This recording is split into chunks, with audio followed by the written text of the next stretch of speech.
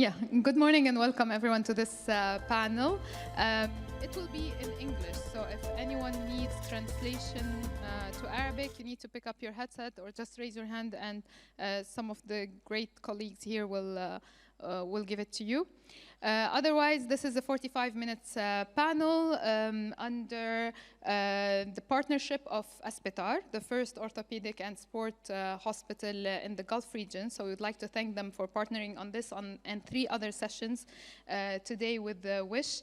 I have a special thank you also for Aspetar myself, because after 7 years of chronic daily pains, they are the hospital that changed my life. I used to think that I will never live without pain, and thanks to them, I live like a very healthy person with rarely having to suffer with pain, thanks to their holistic approach of pain management. This is what people also lack in the Arab world. They're not also, only specialists of sports and orthopedic, but also pain management, one of the few to have a pain management unit.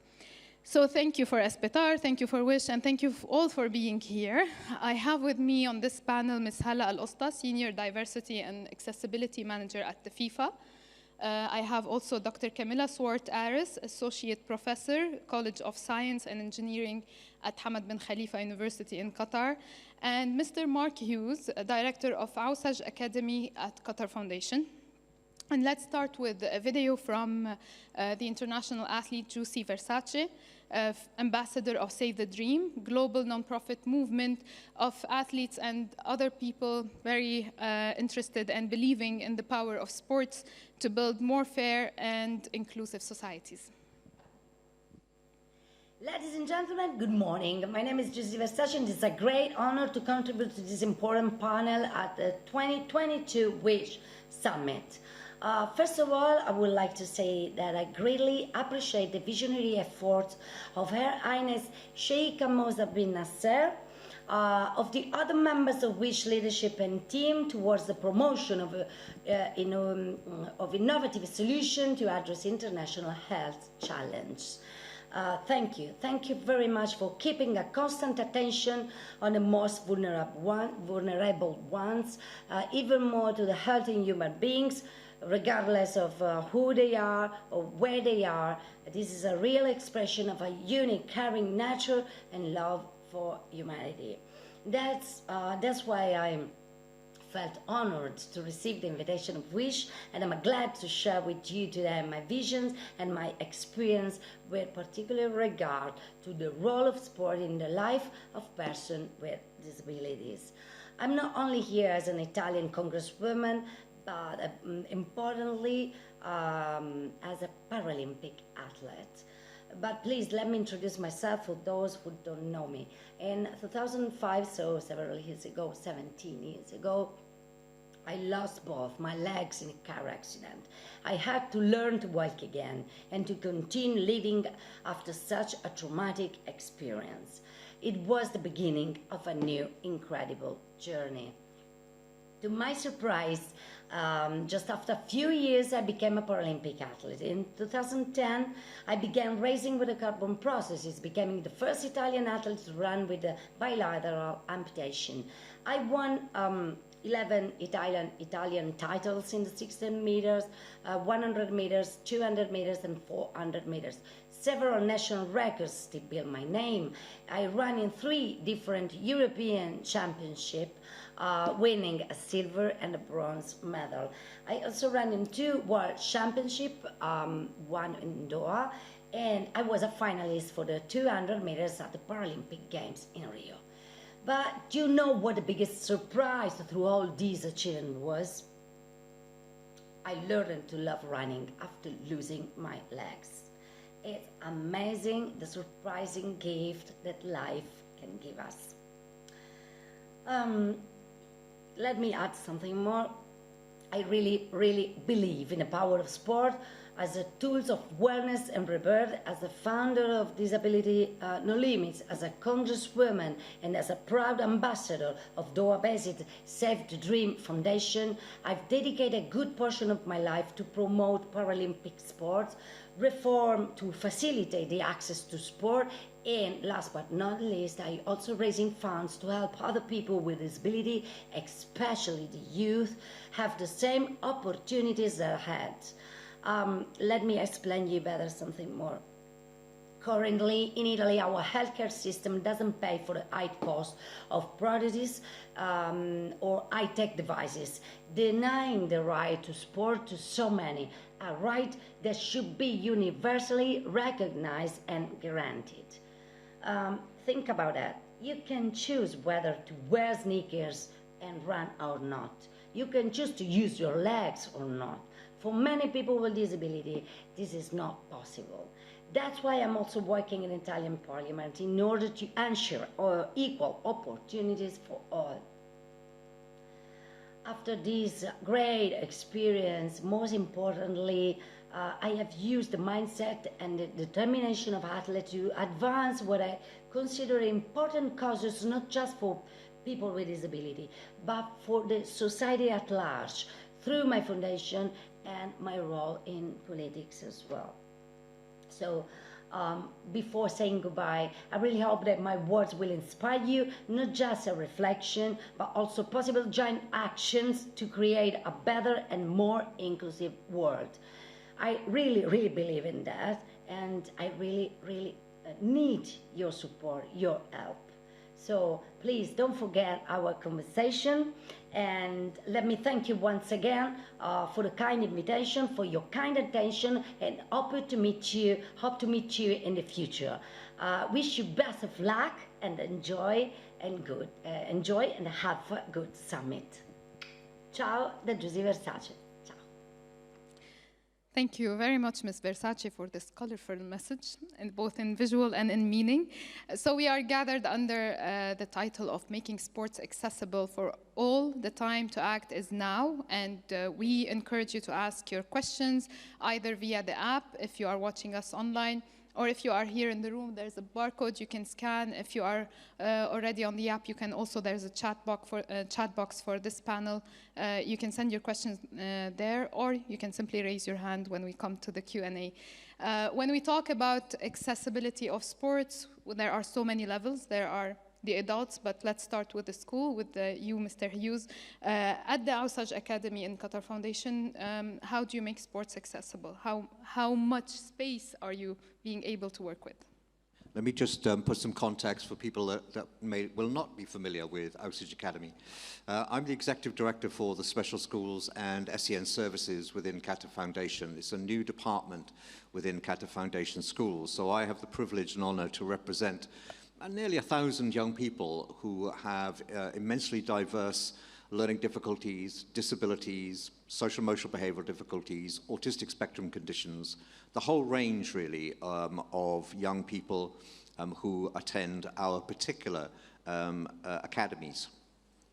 So it's a great honor and a great privilege to be able to talk to you today. Thank you for inviting me, WISE, and thank you for putting me on this very august panel. It's a real pleasure, and I have no difficulty ever in talking about our children. I've been involved in this work since 1979, I think I first became a teacher back in the United Kingdom, and I've been very privileged to be in Qatar for 5 years now. Working with national children who have learning difficulties and disabilities. To go to the question, I think for me, my starting point with children is to know the child. It is the very most important thing I want to know is who are they? Who is this Miriam or this Abdurrahman? Who is he as a person? Who is he as a child? I don't, after all these years, see the disability particularly. I just see the child. And certainly my philosophy very much in schools has been very much about recognizing that these are children first and foremost. The disability is a condition that they live with, but it does not characterize who they are. And so I think for me, we look very much at strengths. What is it that a child can do? What is it a child is passionate about? And certainly within, when you're talking about sport and PE, it is probably it's probably one of the most important starting points in a young person's life in terms of the world in front of them. How we present, how we make available to them inclusive sport activities in school will ultimately influence and change the direction in which they may go into the future. So for us, we very much view that it's not a one-size-fits-all situation. At Austige, I think our programs are designed on the principle of having a unified sports offering that is for all children, irrespective of the nature of their learning difficulty or the nature of their disability. And I think we base it on some fundamental things, making sure that our facilities are accessible. Extremely important if you're going to provide inclusive sports. About attitude, about knowledge of our teachers, the experience of our teachers, their training, and their passion for driving our work forward. It isn't just a focus for a school. It is very much, I think, about the family of the school. And the family of the school is not just about educators, but it's about parents. It's about the community. It's about partnerships. And so we all play a very pivotal role in supporting the sporting activities of our children. So let me just talk briefly about the kind of curriculum offer, if you like. Certainly as a school, I know that my PE department will be, in both schools actually, be focused very much on looking at the units of study, whether it's covering athletics or football or basketball or swimming. They'll be planning units of work for making sure that every child in our academies is able to access those activities either alongside their peer groups or indeed because they opt or choose for particular sports that they want to learn about, sports that they want to participate in. And our focus, I think, is to make it fun. What is life about if it's not about fun? And learning must always be about fun. And so for us, it is getting that sense of enabling opportunities for children to be active, because being active, whether it's through movement, through dance, through drama, through sport, is of great significance, and disability should not be a barrier to any of that. And because I've had such a long and blessed career, I could talk for hours, which I won't, about the kind of things that we've done to enable a student to achieve a vision or an aspiration they have. And I'll only talk for 2 minutes now, I promise. Today is World Cerebral Palsy Day. So my love and respect to the cerebral palsy community across the world really today. I've spent, again, a lifetime working with young people who have cerebral palsy. And I can give you one example, I think, of a situation that moved me beyond words, really. One of my students in a school back in the UK, 4 children with cerebral palsy and physical disabilities, her dream was to be a ballet dancer. She has spastic quadriplegia, so she was very much unable to move independently without considerable support. We did a piece of work with the English National Ballet Company, and we brought them in to work with the children in the school. And what they did was beyond belief in a way. They had hoists and wires in our performing arts room, and they had this young girl who dreamed of being a ballet dancer in harnesses and hoists, and over the course of the week, this wonderful, amazing ballet dancer, this man, supported her to do this most astonishing pas de deux sequence. It was just breathtaking. And for her, why was it important? It was important because it was her dream to be a ballet dancer, and we enabled that dream to be real. And so the message I give always, that schools have such a powerful role in enabling opportunity, aspiration, dreams. It all sits within our grasp in education. And so my biggest, I think, aspiration in our world within Qatar and within our schools is to ensure that we support every child's vision for sport, for activity, for performance, for really discovering who they are, and to help them to develop those gifts and talents that they have. What a beautiful message. Dreams do make life more tolerable, and when they come true, they make it a beautiful place to be in. Dr. Camilla, on a broader overview, can you tell us more about the movement, the sport of sports for people with disabilities and Paralympic movement in Qatar and the MENA region. Thank you. Good afternoon, everybody. Assalamu alaikum. Thank you for Wish and the organizers for hosting this very important discussion that we are having here today. Before I talk about the Qatar Paralympic Committee, I also want to just share very much a personal story of my relationship with the Paralympic movement that links to Qatar, but started very, very many years ago, in that my first experience with the Paralympic Games was in 1996 in Atlanta. And that also marked the first time that Qatar participated.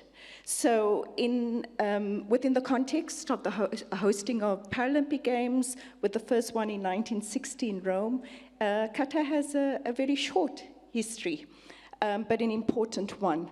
And if you can compare it to the Qatar Olympic participation that was in 1984 in LA, so Qatar's Paralympic athletes only had an opportunity 12 years later, but they have participated every year since then. And I think what is very important to highlight is that, and the Congresswoman, she referred to her own participation in the International Paralympic Committee World Athletics Championships that was hosted in Doha in 2015, that after that competition, Qatar had 2 medals from the para-athletes in the 2016 Rio Games, including a woman, both in shot put and including Human Sarah. So I think it's very important that Paralympic sport and athletes get the same amount of attention and focus as our Olympic counterparts.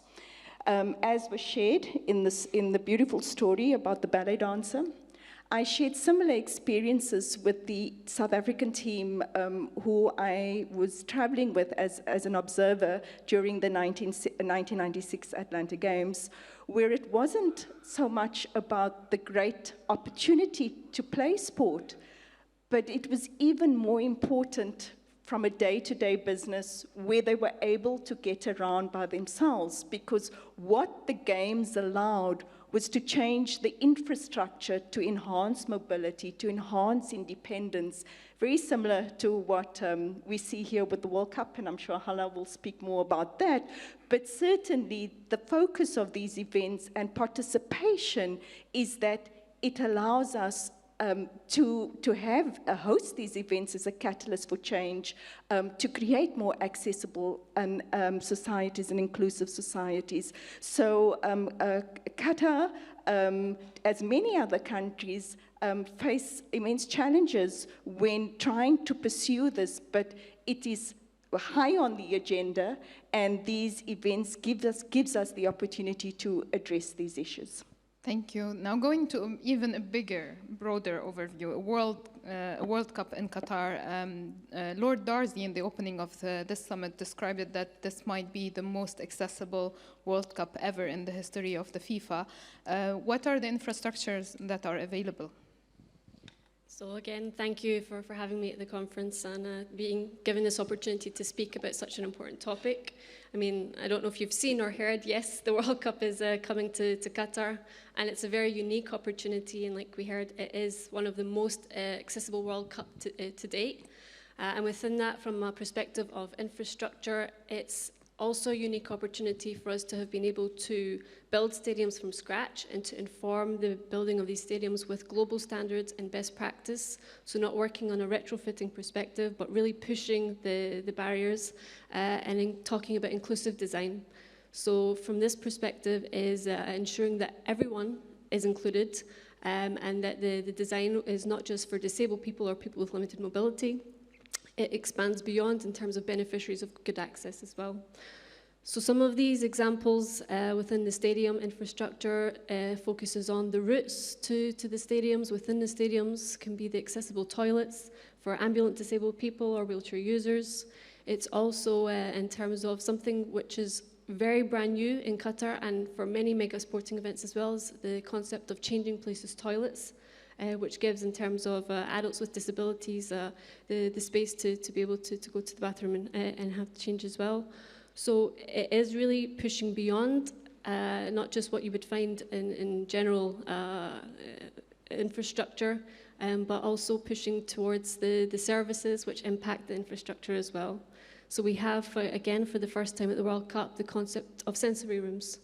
And that's something that is an idea within Qatar, very excited to implement at the first World Cup, but extends beyond the infrastructure of the stadiums.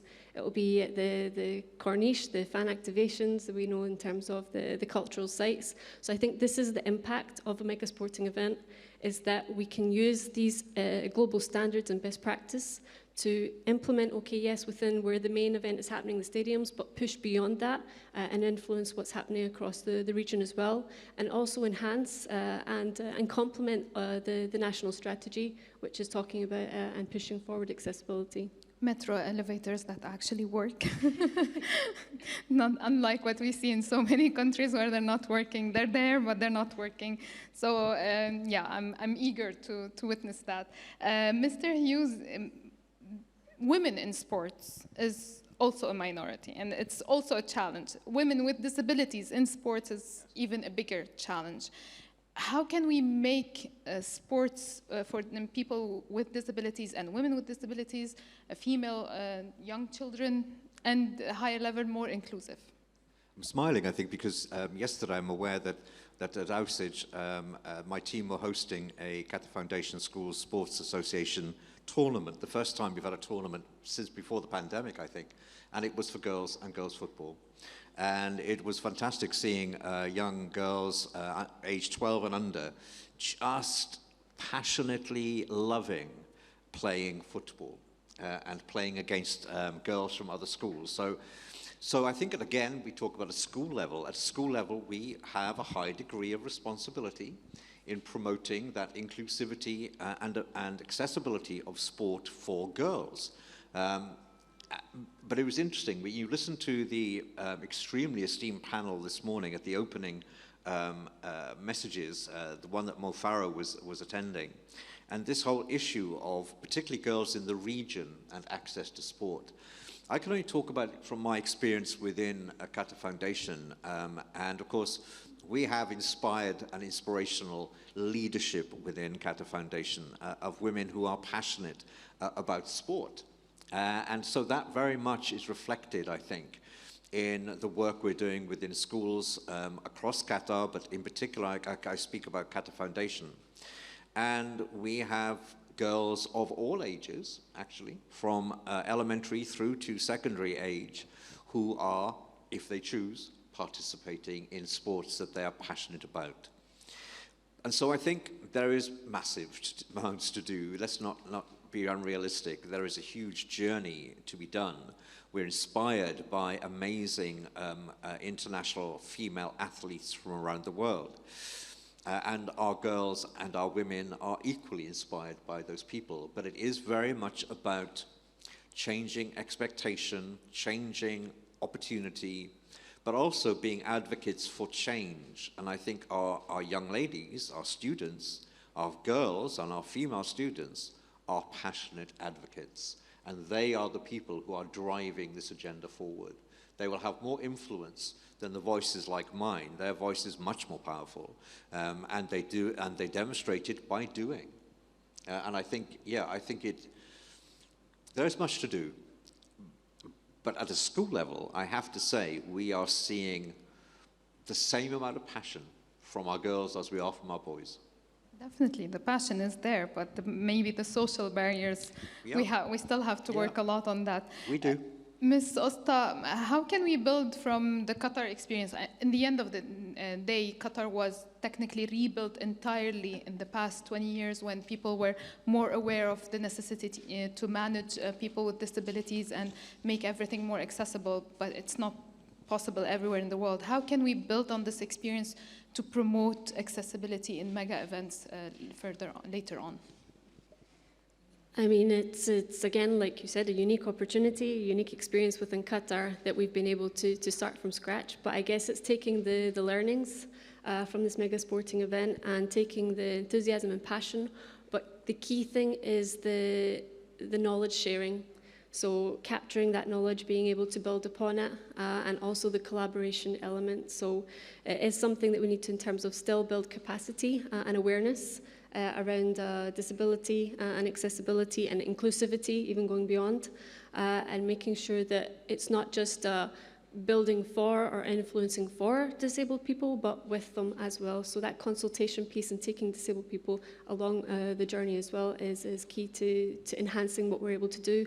And it's really important to understand that obviously we all know all disabled people, they don't have the same experience. Each person with a disability has their own individual experience, and it's not a blanket approach that we can apply to everywhere. So for me personally, it's always that element of not making assumptions, but asking the question and taking away that fear or the stigma as well. We were very positive up to now. So now let's take a negative, or let's say less positive perspective and talk actually about the barriers with you, Dr. Kamala. What are the barriers now for people with disabilities in sports in Qatar, and how can we overcome it? And after that, I will be taking questions from the audience. So if anyone has a question, you can start preparing to raise your hand. Thank you. So from speaking to colleagues and athletes in terms of their experiences, like Hala pointed out, it is about consultation and it's about their experiences. As mentioned, I think in terms of cultural challenges, in terms of not just for athletes with disabilities, but as was mentioned with women as well, I think that it's a big challenge. So it's about creating awareness. And I think creating awareness in terms of also educating parents about the benefits and the importance for children just to play sport. Along with that, as mentioned, is access to facilities. And then again, the case of what has been achieved in terms of Qatar Foundation here, besides in the schools, we have the ladies only opportunities in Oxygen Park, and there was a collaboration, if I'm talking in the football space, in terms of Generation Amazing and Qatar Foundation giving girls access to sport. And similarly with the Qatar Ability Friendly program, it's creating spaces. So barriers along with that is in terms of the infrastructure, the resources, and the know-how and the capability. So building local capacity becomes very important. And I talk from again, as an educator, but on the university level in terms of our students. I remember I teach a seminar on the Olympic Games, for an example. For many of my students, it was the first time they became exposed to the Paralympics. They had, they really had very limited knowledge about the Paralympics. So it's integrating at every opportunity, as we do with sustainability, as we do with legacy, in terms of inclusivity, it needs to be integrated in terms of curriculum. So I think on a range of fronts and with various stakeholders, we all have a role to play. One thing that always comes up with the Paralympic colleagues is in terms of resources. And one thing we tend to forget, that a lot more resources is required to make sport accessible for people with disabilities. But on the flip side, which we don't pay much attention to, is that hosting events like was hosted in 2015 with the World Para Athletics event, World Championships, that you also have an opportunity to bring in more people because of larger contingents of support staff. So if we look at our portfolio of events and we try to target, in the lead up to Asian Games, a wonderful opportunity in terms of knowledge management and transfer of knowledge from the 2022 FIFA World Cup to the Asian Games, and alongside the Asian Games is the Para-Asian Games, So here's an opportunity, a major opportunity, to not just create awareness for parasport, but get kids active now and in exposing them to the range of sports that is available through the Asian Games. That's just one way. I know I can talk further. We'll give someone else an opportunity. We'll get back with more for sure. So if you have any question, you can raise your hand. If you sent your question through the chat box, let me tell you and apologize that this barcode was sending you to another panel. So you probably someone else in another room asking your question and saying, I don't know what they're talking about. So don't be afraid of raising your hand and asking your questions live if you did. They said it will be fixed, but I don't know if it's fixed yet or not. Mr. Hughes, who are the key stakeholders who can lead the change, who can be the advocates for this change? People with disabilities is my immediate response, I have to say. The biggest influences and the most important voices are people, if we talk about disability sport, then it is those people who have disabilities. It is them, it is their families, it is the people that support them and advocate for them.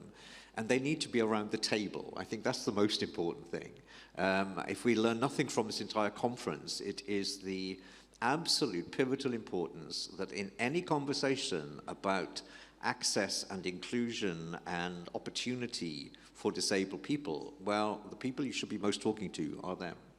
Because they are the people who understand the obstacles that they experience, the frustrations that they live with, better than any of us. In our professional lives, we can do everything we can to support and advocate for their voice and to encourage the policymakers and the people of great importance in nations and in federations to activate a vision and a philosophy and a policy around disability sport.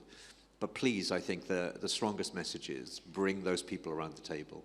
The gentleman here has a question, please. And yes, we wanted this panel to be really inclusive. We were supposed to have with us a Paralympic athlete, Ahmed Al-Shahrani, but I'm sorry, he apologized in the last minute, so it was a bit too tight to include someone else. Please. Can you present yourself? And it will work. Yeah. Hello. Yeah. Thank you. My name is Mo Mohammadi. I just had a question with regards to the education side of things. As you know, obviously acceptance is the biggest barrier in terms of society to understand and recognize people have different abilities to participate in whether it's in sport, education, or work environment. So we talked about the specialist schools, which to me, special, there's nothing special about it, but in the end, is staffed wonderful.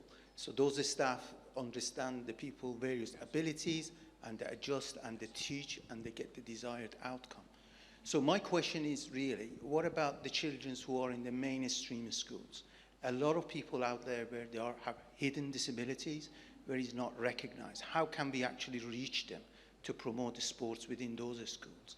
Because as I said, maybe mainstream and integration of disabled children into the mainstream education will be a way forward in terms of really removing those barriers, in a sense that children from educational age, they can understand that the people are different, they have different abilities, and we need to adjust and provide, rather than segregation. So, David, if you like to answer. Yes, certainly. I'll be very happily talk to you on that issue. Thank you for the question. It's a great question. Certainly within, I can talk most relevantly about the Qatar Foundation schools. There is a very clear strategic objective within our school district for inclusion, and that is the inclusion of everyone within our mainstream schools, in effect. And we have a very significant population of young people who either have special educational needs or specific disabilities within Qatar Foundation schools. As an organization, I think what we do and what we do extremely well, of course, is to support that inclusion. It is developing those kind of inclusion hubs within our schools. Within my own service within Qatar Foundation, we have a team, it's the Learning Center, and we have a team of clinicians, psychologists, occupational therapists, speech and language pathologists, autism specialists, and special education needs coordinators who support teachers within those schools to be more inclusive, to understand what this profile of pupils who are sitting before them in a class of 25 need and require in terms of adaptations, accommodations within the classroom environment. So certainly, I can only talk about it from this perspective. I've come from a United Kingdom background where we have had so many models across the country of integrated provision, co-located schools, satellite classrooms, specialist schools acting as resource centers to districts. There are multitudes of models, as well as specific schools for disabilities. In that kind of world, you basically are able to find the most relevant and appropriate provision for a child at different stages in their life. And I think for schools, again, I go back to what I was saying in the beginning, it is very hard to have a one-size-fits-all kind of model. It is an aspiration that all schools would have to be fully inclusive. But the realities are that for some young people, what they most want, of course, is their own family and community. I can think of young people in my life when I've had very able young people who cognitively would be able to thrive academically in mainstream schools. And I can think of one young man with Down syndrome, but I had that conversation with him. And he said, I spend my life in an inclusive society, but he said, for my learning, for my education, I actually want to be with like-minded peers. He wanted to be with other people who experienced the same range of difficulties and disabilities as he had. But of course, I come from a country where there was that infinite possibility of choice. And I think that is what I would most want for our children, is to be able to choose the schools where they wish to be educated, whether they want to go to the same schools as their brothers and their sisters, whether they want to go to school because it's a special school in sport, whether they want to go to a school because it is a specialist school that understands their needs intrinsically. What I want for them is choice. Dr. Kamala, speaking of models that work, are there any example of programs or even countries who are really inclusive, who manage to engage people with disabilities in sport? And if there are they context-specific or are they replicable anywhere in the world? Thank you, Hala. I'm going to talk more in terms of the context of Paralympic sport, in terms of what I've seen, and I know for many it may not be a good yardstick in terms of a medals table, but it's been used consistently. So I was very interested in looking at, and of course we got to also understand, we did recently have COVID with the Tokyo Games. But I was looking at where the countries in the MENA region were on this medals table versus some other countries, and what could be some of the factors, in terms of this. And from my history on Paralympics, and of course, it kind of also makes logical sense that many countries who have high numbers of people with certain disabilities, because of wars and conflict zones, you tend to find athletes who participate more athletes participating than those that qualify for Olympic Games. But it was really interesting to look at and compare Olympic and Paralympic from the top athletes, the top countries, and it was fairly similar with the big countries, US, UK, Russia, China, that kind of dominate. But interestingly, in the last medal table for the fifth country, it was the Netherlands. And if you look at, comparisons are always made, oh, Qatar is such a small country. That was really interesting. So I think there's lots of lessons there. I had recently spoken to a board member of the Special Olympics, which we haven't really focused on. And interestingly, in terms of Qatar Paralympic, they also take care of Special Olympics. In many countries, they are separated, you know. So it was really interesting to see that and to learn from their experiences. Excuse me. It's okay. But one more thing, from the countries in the Middle East, it was also interesting to see, or countries in the Middle East and the region, number 10 was Azerbaijan, number 13 was Iran, and just let me give a rider for those of you not familiar with these tables. It does go, the higher you're on the table is because you got a gold medal, so you can have less medals, but because you get a gold, you kind of go up the score. But in terms of total medals still, they were number 10, number 13, and then the countries that comes sort of next in that was sort of Tunisia, Morocco, Algeria, and then the next level, so that was about in the 30, just high 20s, just bordering on 30, and then the next lot was UAE was 53, was 3 or 4 medals, and then Saudi, Qatar, Oman was kind of 1 medal, you know.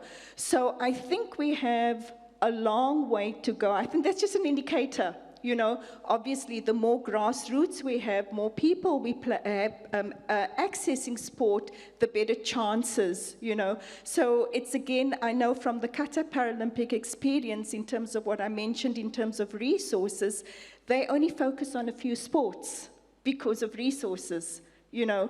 So it's again trying to prioritize and looking at where we can have more success, and in terms of access and facilities in particular sports, and building on that in terms of creating access. Ms. Osta, is the accessibility becoming a criteria to win the bid for the FIFA World Cup? In simple terms, yes. It's one of the criteria that's evaluated if you want to host the World Cup, and something that's being taken very seriously as part of a wider sustainability strategy for different countries to host. But I think what's even more important than that is, in terms of this session, is the participation at the grassroots level. So not everyone is aiming to be an elite star or role model. It's more in terms of encouraging people at the grassroots level to have the opportunities to participate in sport.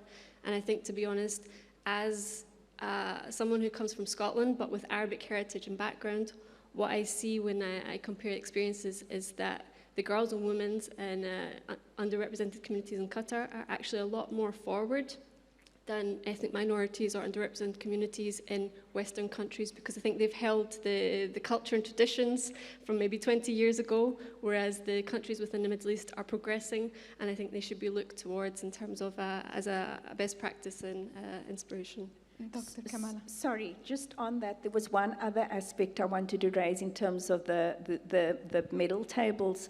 When you look at the countries as well, it's those countries that hosted games that are also high up in the tables, because the emphasis was on not just the Olympics, but on the Paralympics as well. So countries like Australia, Brazil, London, UK, London, with the 2012 Olympics. And I know my experience with Scotland and Commonwealth Games in 2014, very similar. But once you host those events, and that's why I go back to the point in terms of Asian Games, how do we leverage the opportunity around Asian Games for parasport? Thank you. And Mr. Hughes, a key message to take from this panel? I think many. I could say so many things, I think, when I think about children with disabilities. I think for me, the human spirit is one of ability and of perseverance and courage. And disability doesn't steal that. That's there. It's part of humanity, it's part of humankind. St. Francis of Assisi, I wrote it down, said a quote: "Start by doing what's necessary, then do what's possible, and suddenly you are doing the impossible." I think when you focus on someone's disability, you begin to overlook their very innate uniqueness, their ability, their beauty, and the gift that they make in terms of the contribution to society and to humanity. I am such a strong believer that a label should never define nor limit what can be achieved or what a person is. Dr. Kamala, final word. Yeah, I would just like to say that we need to continue this journey. There's so much room for improvement and more work, but if we can do it in partnership and collaboration, we'll achieve so much more together. And then just one final thing, in terms of, I think it's very important to highlight that once we look at accessibility or using sport mega events to push this agenda, you know, it's not just for the athletes, it's for society all round in creating spaces that are more accessible from a pure tourism destination perspective as well, because not only is the World Cup improving the stadiums, it's the transport, it's the hospitality, tourism. So we create an all-inclusive society across the board. So we all have a role to play, and we push ahead. Thank you. Ms. Usta, final word. I mean, Camilla couldn't have said it any better. I think the key message is accountability sits with all of us, and this topic is wider than sports, it's across society. So if we each take our responsibility to implement, to understand, to build capacity, to raise awareness, and to speak to each other and take away the stigma, then I think that we'll go far, and looking forward to seeing you all at the World Cup at the end of this year, hopefully. We're looking forward to it too. And one last message from me. It doesn't take much to notice how we can make everything around us accessible. You never know when you yourself, you will have a broken leg, a simply broken leg, or you will have a problem with an eye surgery that will make you not see for a while. It can be temporary for you, it can be forever for other people. It doesn't take much to notice, to ask your employers to make those changes, your buildings to make those changes, and this is, I think, a very common battle for everyone to make life more accessible to everyone. Thank you very much, Ms. Hala Al-Usta from the FIFA, Mr. Mark Hughes from Ausaj Academy, and Dr. Kamala Swart Harris from HBKU. Thank you all for being here, and thank you, Espetar, for hosting this. Thank you.